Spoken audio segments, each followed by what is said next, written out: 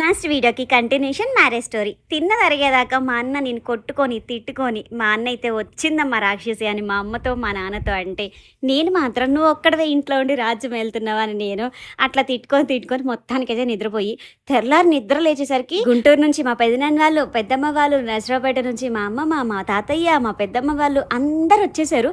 అసలు వీళ్ళందరూ ఎందుకు వచ్చారంటారు నాకు ఏం అర్థం కాలేదు.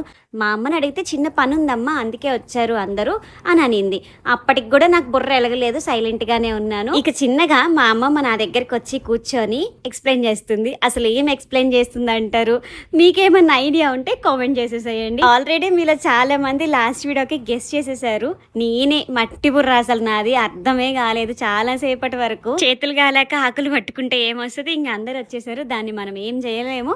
నెక్స్ట్ వీడియోలో కంటిన్యూషన్ చేస్తాను. వీడియోస్ మాత్రం అస్సలు మిస్ అవ్వకండి. ఇక్కడ పిల్లలు స్నాక్స్ అడిగితే ఫ్రెంచ్ ఫ్రైస్ అయితే చేసి పెట్టాను.